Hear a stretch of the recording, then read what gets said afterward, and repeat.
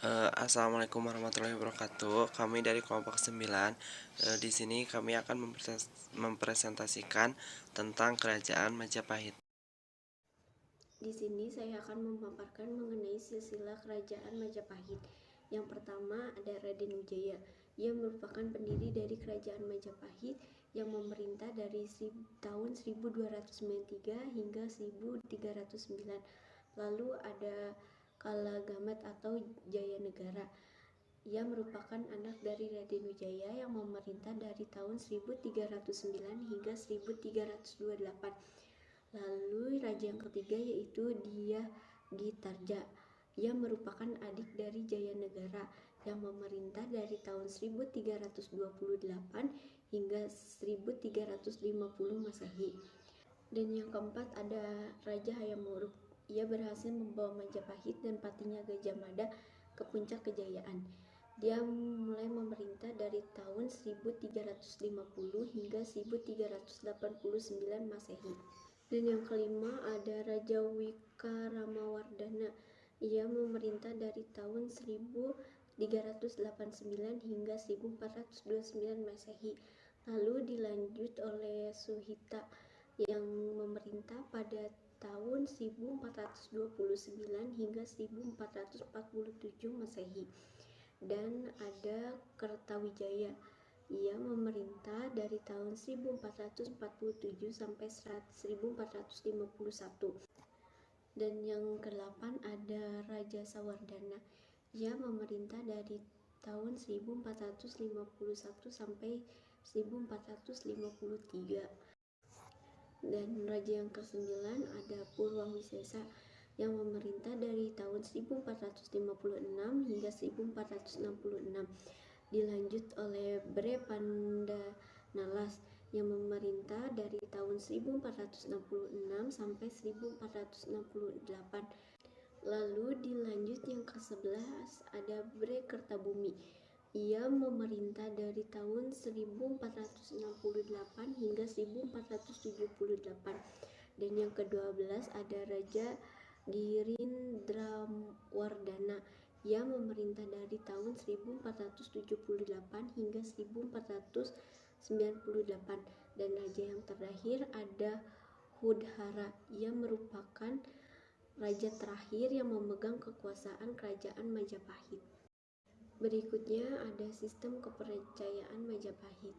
Kerajaan Majapahit memiliki banyak agama, namun ada 2 agama besar yaitu Siwa dan ada beberapa aliran Buddha Mahayana.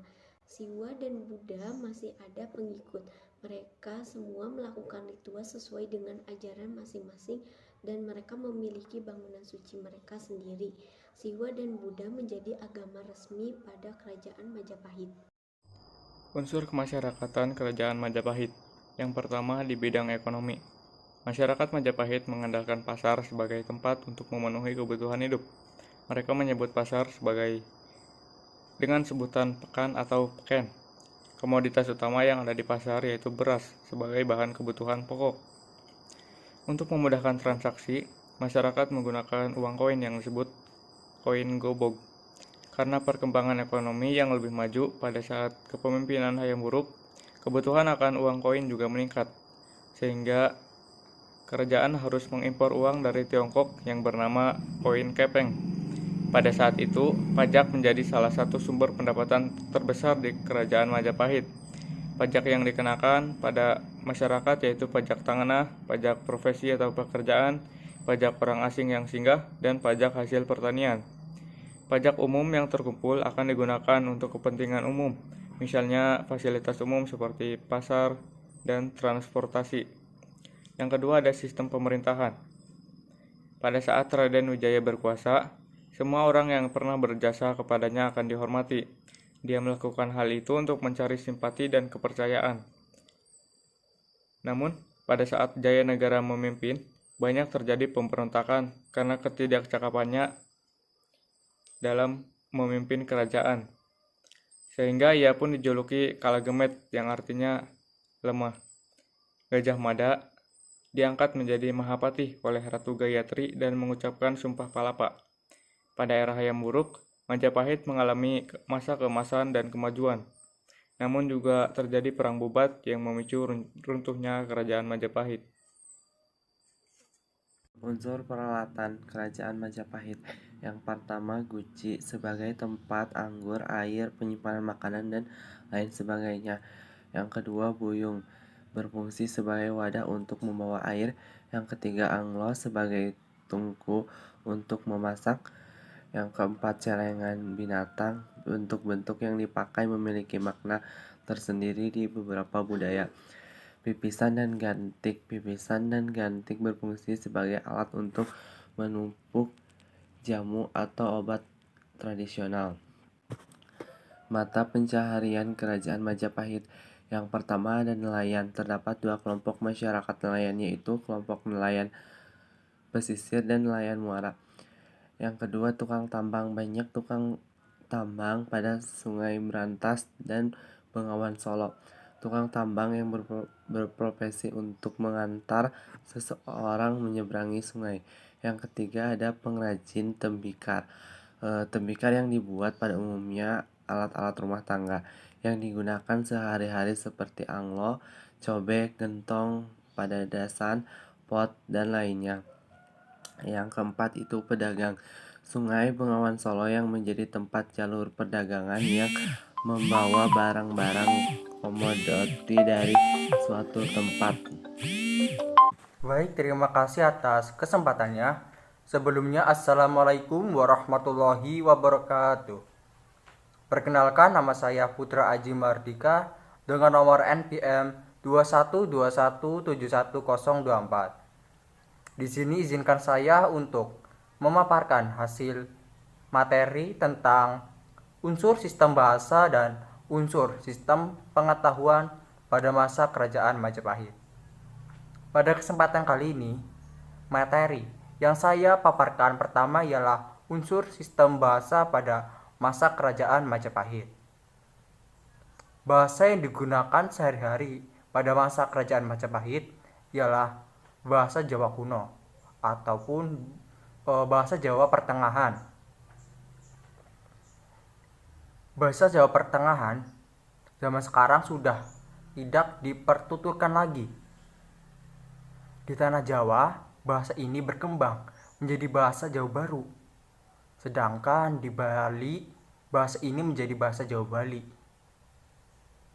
Bahasa Jawa Bali ini lalu kemungkinan besar juga mempengaruhi perkembangan bahasa kesusastraan Bali dan bahasa Bali alus. Sebagai contoh, Kakawin Negara Kertagama ditulis dalam bahasa Jawa kuno. Dan contoh lainnya, bahasa Jawa yang digunakan dalam sebuah prasasti pada masa Majapahit ialah Prasasti Renek 1739 Masehi yang sekarang menjadi koleksi Museum Mangkunegara di Surakarta. Sebelum dimiliki oleh Mangkunegara VII, prasasti ini milik seorang Belanda bernama Claverweyden di Surabaya. Bahasa yang dipergunakan di dalam prasasti ini adalah bahasa Jawa pertengahan dan sudah mirip dengan bahasa Jawa baru. Dan selanjutnya saya akan menjelaskan unsur sistem pengetahuan pada kerajaan Majapahit. Yang pertama ialah sudah mengenal mata uang. Yang kedua, sudah mengenal teknik pembuatan keris. Yang ketiga, sistem pendidikan Majapahit itu seperti apa. Dan yang lainnya itu seperti sudah mengenal kerajinan gerabah. Tetapi di sini saya akan menjelaskan ketiga poin tersebut. Yang pertama, sudah mengenal mata uang.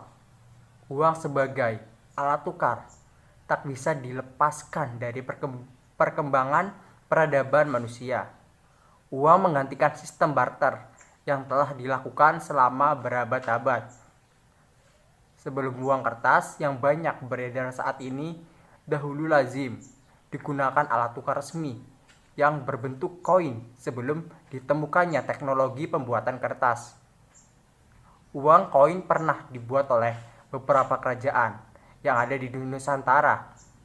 Sepertinya contohnya yaitu Kerajaan Majapahit ini.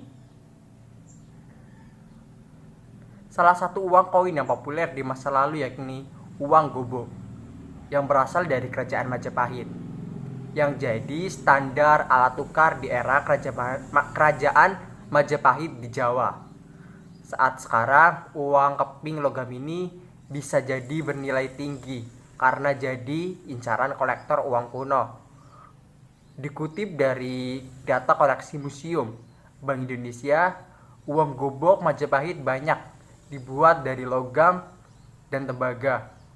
Kemungkinan tembaga banyak didatangkan dari Cina sepanjang abad ke-11 Masehi hingga abad ke-14 Masehi. Yang selanjutnya sudah mengenal teknik pembuatan keris. Hal ini merupakan ciri khas Kerajaan Majapahit dan kerisnya pun memiliki ciri khas khusus dari kerajaan-kerajaan lain. Dari perbedaan ciri-ciri kerisnya tersebut. Nah, mari kita simak. Pada zaman Majapahit, terdiri perkembangan, pelestarian, dan penyebaran teknik pembuatan keris yang memiliki fungsi sosial dan ritualnya. Teknik pembuatan keris mengalami penghalusan dan pemilihan bakal menjadi lebih selektif. Keris pra-Majapahit diketahui berat, namun semenjak masa ini dan seterusnya, bila keris yang ringan tetapi kuat menjadi ajaran mutu sebuah keris. Penggunaan keris untuk tanda kebesaran kalangan aristokrat juga mengembangkan pada masa ini dan bertambah luas ke berbagai penjuru Nusantara, terutama di Anggota Barat. Selanjutnya, sistem pendidikan Majapahit itu seperti apa sih? Mari kita simak satu persatu. Sistem penjenjangan guru. Ditemukan situs-situs di bagian barat Daya Semeru menurut Aang menunjukkan bahwa pada masa Majapahit sudah ada sistem pendidikan yang diterapkan. Dari temuan situs-situs itu kemudian dapat diidentifikasikan adanya penjenjangan guru pada masa itu. Temuan itu sesuai dengan apa yang terdapat pada naskah Tantu Panggelaran. Naskah yang menggambarkan adanya sebuah tata ruang mandala. Tempat paling tinggi adalah Katiyangan, yaitu tempat untuk bertapa di situs Umpak Sanga. Kemudian di bawahnya ada pengajaran sebagai tempat mengajar dan bermukimnya dewa guru yang ini dikenal dengan situs Jawer. Selanjutnya, syarat menjadi dewa guru. Ada sejumlah syarat yang harus dipenuhi oleh seorang yang ingin menjadi dewa guru. Pertama, dia harus seseorang Sida Pandita atau pendeta yang sempurna ilmu keagamaannya. Kemudian dia tidak cacat tubuh dan terkena dasa mala, yakni 10 perbuatan tercela. Dewa guru juga tidak boleh berasal dari seorang RSI, serta bukan berasal dari golongan 4 kasta atau catur janma. Seorang anak murid, hulu kembang, serta gabayan. Sekian materi yang saya sampaikan, kurang lebihnya mohon maaf. Selanjutnya ada unsur seni pada kerajaan Majapahit, di mana yang pertama itu ada kuil Bajang Ratu, di mana Candi Bajang Ratu ini menunjukkan bahwa itu adalah salah satu gerbang untuk masuk ke kerajaan Majapahit. Itu disebut Paduraksa. Paduraksa ini artinya gapura yang terbuat dari atap. Candi ini dibangun dari batu bata. Kemudian yang kedua ada Candi Jago, di mana situs candi ini terletak di Desa Jago, Kecamatan Tumpang, Kabupaten Malang. Candi ini disebut Jayaghu. Candi ini dikenal sebagai salah satu candi dari Maharaja Wisnuwardana. Kemudian yang ketiga ada keris, di mana keris merupakan lambang bangsawan pada zamannya. Kemudian yang keempat ada gamelan, di mana gamelan ini dianggap lebih kompleks daripada alat musik lainnya. Ini awalnya diperkenalkan ke kerajaan Majapahit pada abad ke-16. Gamelan juga mulai digunakan sebagai sarana penyebaran agama Hindu. Dan yang kelima atau yang terakhir ada wayang. Wayang digunakan untuk acara-upacara orang Jawa yang beragama Hindu. Dalam naskah Centini, Raja Jayabaya dari Kediri pertama kali menciptakan wayang. Dalam 10 abad, Jayabaya mencoba menunjukkan nenek moyangnya ke daun lontar. Dia mengambil ide untuk menunjukkan nenek moyangnya dari sejarah Ramayana di Candi Penataran di Blitar. Raja Jayabaya sangat menyukai sejarah Ramayana karena dia menganut agama Wisnu. Kemudian ada peristiwa-peristiwa penting kerajaan Majapahit. Yang pertama ada masa emas Majapahit, di mana Raja Hayam Wuruk merupakan raja keempat dari kerajaan Majapahit. Ia memerintah pada tahun 1351 hingga 1389. Dia bergelar Maharaja Sri Rajasa Nagara. Di bawah pemerintahannya, Rajapahit menjadi kerajaan yang sangat besar pada zamannya. Kemudian ada Sumpah Palapa, di mana Gajah Mada merupakan tokoh utama pada masa kerajaan dari Majapahit. Gajah Mada populer dengan sumpahnya, yaitu Sumpah Palapa, yang menyatakan bahwa dia tidak akan memakan palapa sebelum berhasil menyatukan Nusantara. Saat ini di Indonesia, ia dianggap sebagai salah satu pahlawan dan simbol dari nasionalisme. Nah, yang ketiga ada kematian Gajah Mada, di mana Gajah Mada memiliki peran yang sangat penting bagi kerajaan Majapahit, di mana dia mempunyai mimpi untuk menyatukan seluruh Nusantara dan mencapainya. Namun masih ada satu kerajaan yang masih belum dikalahkan oleh Majapahit, yaitu Kerajaan Sunda. Suatu hari Raja Hayam Wuruk ingin menikahi Dyah Pitaloka sebagai putri Sunda. Prabu Hayam Wuruk diterima oleh Kerajaan Sunda. Rombongan Kerajaan Sunda kemudian datang ke Majapahit untuk mengabadikan pernikahan megah tersebut. Tapi Gajah Mada ingin Kerajaan Sunda ditundukkan dan dia memaksa Dyah Pitaloka menawarkan pengakuan Majapahit. Kerajaan Sunda pun menolak. Namun pertempuran tidak seimbang antara pasukan tempur dan rombongan Majapahit di Sunda Bubat tidak terelakkan. Pada saat itu tempat Bubat merupakan tempat rombongan orang Sunda. Dyah Pitaloka kemudian bunuh diri setelah ayahnya dan seluruh rombongan tewas di Bati. Karena pertempuran inilah patih Gajah Mada didenda oleh Raja Hayam Wuruk. Kemudian dari kejadian ini Gajah Mada dipecat sebagai patih Majapahit dan karirnya pun mulai menurun. Kemudian disebutkan meninggal pada tahun Saka 1286 atau 1364 Masehi, sebelum Masehi. Nah, dan dari kematian Gajah Mada ini pula lah yang menjadi penyebab keruntuhan dari kerajaan Majapahit.